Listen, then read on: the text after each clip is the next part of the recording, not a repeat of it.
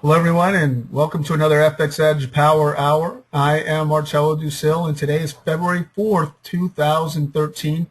We're going to do today what I've done for years, which is an analysis of the markets and evaluation of our strategies, which are based upon the 5 p.m. Eastern Standard Time close of our daily bars and our 4-hour bars. We're going to have a brief questions and answer session as well. And so let's go ahead and get started here. All right, so it looks like I'm starting with the euro dollar here. Now, guys, we on the STP series, I should say, we've had a pretty sizable retracement. This is the first day down that we've had, and you can see it here. And honestly, looking at the daily, there were really no true signs of that coming to pass, besides the fact that we were well overdue for a retracement. And I've been talking about this 50, how we've drifted so far away from this 50. We still haven't quite gotten there yet. So we actually had a nice big move down on the day here, 163 pips on the euro dollar here, and you can see where we're at. We went to that key area right there at the top. Excuse me, at 13700, and we had a nice bounce down off of it. And you know what? You had to be. Sometimes it's about being greedy and about knowing when to step back here off of this thing. But yeah, big drop down on the day here. Where do we go from here? To be honest with you, we've got a sell. We've got a potential sell here. Actually, no, we don't. This is actually too high. We've got too much buy pressure here still on the on this bar. So even though we got a sell bar here, it changed from green to red, we actually have too much buy pressure. So we don't consider this a sell candle for the time being, and so we stay in this euro dollar trade. All right, so that's what's going on here. We do have a pullback. Where's it going to go from here? I believe that we definitely have to retest this 3450 area, maybe 3400. So my areas are 3350, 3400, 3450 clearly, and that's what I'm waiting for the market to kind of pull back to. So we do have some downside risk here, some downside potentials here, about 150 pips from where we are right now. So there you have it. That is the euro dollar. Now, see, what I like to do is, what's good about this is that we'll have another opportunity. So if the market goes fully down here and bounces off this 50 MA, we're going to potentially have another opportunity to get in with a change from red to green here back on the buy side. And that's what I would absolutely love to see if we are to continue to the upside, if the market continues to find the need to move to the upside here. But my bounce would be coming right in that 133.50 area and somewhere off that 50 MA. So I'm looking for. And definitely that would be great if it coincided with a change from red to green. Now that's my Christmas list, basically. That's what I want. It's my wish list. But we're going to have to wait and see where the market goes from here, what it does after this big sell candle. But it looks like we do have some more room to the downside here, just because we haven't had a true correction in the markets at all since these nice big moves that we've had up.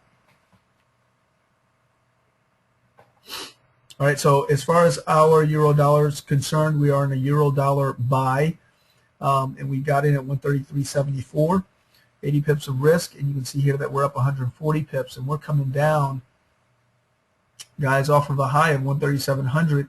So we were actually at just about 340 pips on this trade. You can see that the stop didn't really move up here. You may want to move your stop up to 1.3480 or in that vicinity. It's up to you. Or you may just want to take off half of your position after a move down like today. And I'm sure some of you have already done that. And so we'll just have to wait and see where the market goes from here. We're up 140 pips on that euro dollar. Okay, the dollar Swiss. Dollar Swiss moved down nicely. Now, let's talk about this dollar Swiss, because we clearly stated that this 90.88 was an area of support and resistance that we wanted to look to. Nice reversal candle formed here. Now that was telling. That told us something. It's so interesting how correlated they are. Sometimes the euro dollar won't, share secrets with the dollar Swiss here, and we can see a signal much clearer on the dollar Swiss than we see on the euro dollar, and then real move comes on the euro dollar. Look at that. We didn't have a nice reversal candle here on the euro dollar, but we had a beautiful one show up here on this dollar Swiss. And you can see here that nothing really happened as far as that's concerned. It was a doji day. All right, so basically, guys, this area of support and resistance that we designated in 90.88 has held. So price did fall down to 90.22, which was our next area of support and resistance. Okay, but it did bounce off of it, and it finds itself right back hovering on this 90.80 area. And you can see where price opened up and stopped here, doji, 90.79 and 90.81. So the open was 90.79 and close was 90.81. 2 pip differential here. So what am I saying? Okay, so basically we have a buy bias on the dollar Swiss here. We can see price move up for about 80 or 90 pips, perhaps, if that's what it wants to do. So I would say a buy would be a pretty decent trade here, at least a 1-to-1 ratio taken from here, 58 pips with a potential of about 80 pips or so. So it's up to you if you want to take that. That's a discretionary trade. Now we do have a change from red to green here. This change from red to green is definitely not valid. We have too much sell pressure, the same thing that we saw in the euro dollar, but inversely, we have a lot of sell pressure, so this buy is just too low. It's not strong enough to give us a buy signal, and so we're going to wait for another opportunity on the dollar Swiss as well. All right, so our pound dollar. Pound dollar is really interesting here, and what I'm seeing here is really interesting because it's adverse and it's actually completely non-correlated with the euro dollar. Basically, we had a bounce down here, that 5,700 area that we talked about, very strong area of support and resistance. It did not fall through. We had this big sell bar here that formed, humongous. And then finally, what happens? Bounces right off that 5,700 area that we designated as a strong area of support and resistance. Clearly, we have the railroad tracks here. Here we have another push to the upside here. The pound dollar is definitely doing its own thing here, but this trend line is holding. 5,700 area is holding. We could certainly see a move back up about 173 pips if that's what it wanted to do. We could also see it retest that 5,700 area and go down if it is pulled in by the euro move down there. All right, so our pound yen. Pound yen, we had a change from red to green, got us into a buy. You can see how price pulled down here. It did pull back up and then close us out at break even. Unfortunately, we could have had a 300 pip run if we didn't have that move to break even there. But that move to break even has also saved us a lot of trouble. So the pound yen here is basically flat in the market. It looks like we have a change from green to red that's forming. If it forms right where it is, then it is definitely not a sell bar. But from what I can tell here, what we're looking at, we could basically see a push down on this pound yen. And it's actually not a bad risk to reward here, taking it from the top from a discretionary standpoint. Actually, it is. It's about 100 pips of risk. I see a downside of maybe 300 pips here on this pound yen. So there's an opportunity there for anybody who wants to jump in on it. Use your Tradematic so that you use proper money management, and that discretionary trade's there. So I see a potential discretionary trade on the pound yen sell.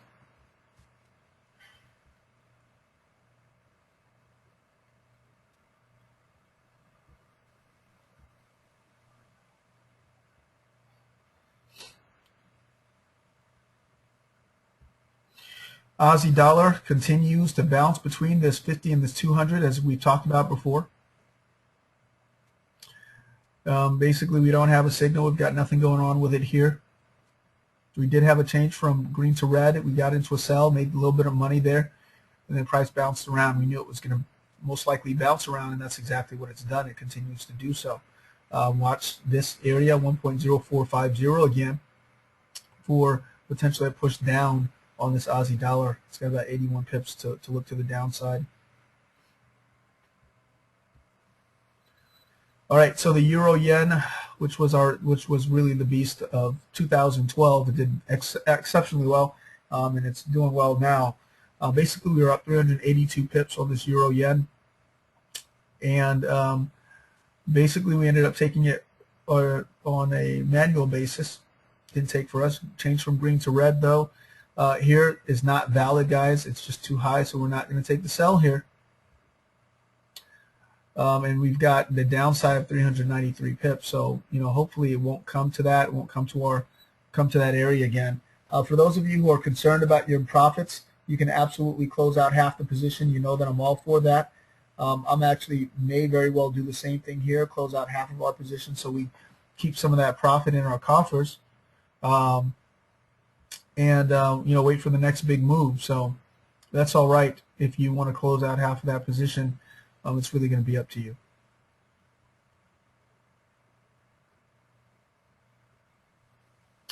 All right, so moving right along, we're up 382 pips on the euro yen, by the way. Moving right along. All right, so we had a change from red to green the last time we spoke, and that was on the, actually we got into a trade all the way back here, sorry. Got into a beautiful trade all the way back here on the FxEdge Quattro. Change from red to green gets you into a buy. It's definitely making up for lost time here. It's done very well.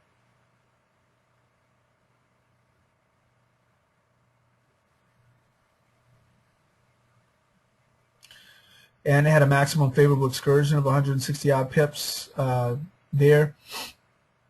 And then you can see another trade here, change from red to green gets you into a buy. Maximum adverse excursion of just 5 pips, and then wow, it just heads upward. That heading upward to the tune of 218 pips. It was a great move for this trade. You can see the red bars here; they're just too high, so we ignore them. But we don't ignore the buy bars. So this was another buy opportunity here. And this one comes down and actually gets closed out. But this one goes off and makes money, just like the other one. So the other one did go up, did make over 200 pips, and this one also as well. This was a very small one, very good risk on it, 27 pips, and a move up of 220 pips. So lots of good trading there on the FxEdge Quattro thus far. We have a change from green to red, and once again, it's just barely too high for us to look at a sell here, unfortunately, and so there was no sell on the FxEdge Quattro. But the buys did look good. 12-bar trailing stop will get you out and has already gotten you out on these other positions as well.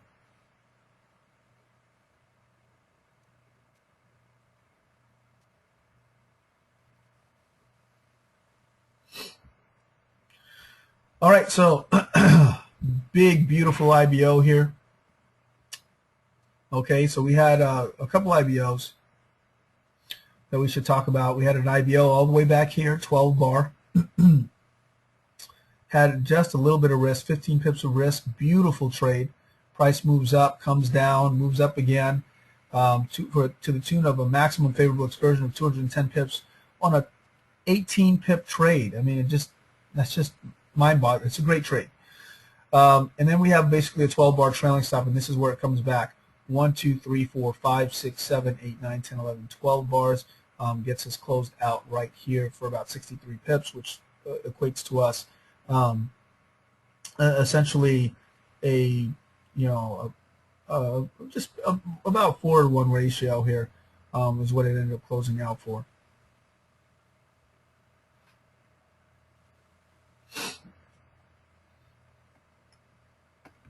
All right, so the reversal candles. Reversal candles, we had a 3-bar IBO. Where are we? Down here. And this was the first one. I think this one closed out. Here's the one that we took. So we had a 3-bar IBO followed by a breakout here. Next bar gives us an entry, 50 pips of risk, maximum favorable excursion of 250 pips, closes out in the same vicinity for 100 pips of profit. That is our IBO rev. Does anybody have that trade, by the way? Great trade. All right, so that is our IBO rev, our IBO FxEdge Quattro. Let's take a look at our triple threat.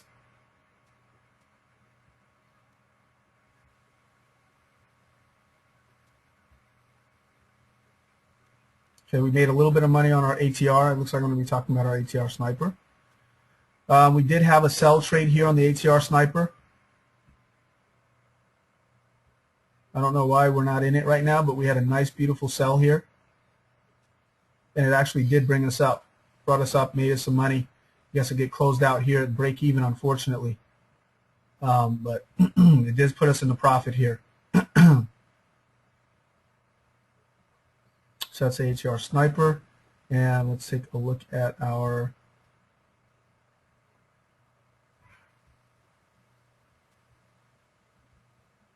okay, so we were in buy mode here on the triple threat 3, and so we haven't had a trade essentially. We had setups for a trade, but we haven't had a trade yet. So we had a buy, it's closed out, and now we've crossed through some good areas of this is actually a nice trend line that we passed through. We can actually look for a push continuing to the downside. So if there's a slight retracement, we may get a triple threat sell. We just crossed down, so we're in sell mode. We've been in buy mode all the way back here. Now we're looking at sell mode. All right, so that pretty much sums up everything. Up 78 pips on the euro yen, euro dollars up 143 pips. Just a lot of other stuff going on, and you know, yeah, there's no sell trade on the euro yen. Let me take a look at that again. I mean, I think a euro yen trade would be nice, but I don't think there's a sell trade. No. We have a change from green to red, right? And that's what we're looking for. But that change from green to red is just, there's too much buy pressure still. So that euro yen is still in there. That'd be great because we could close this thing out for some profit here. No, we didn't take the ATR on BW today.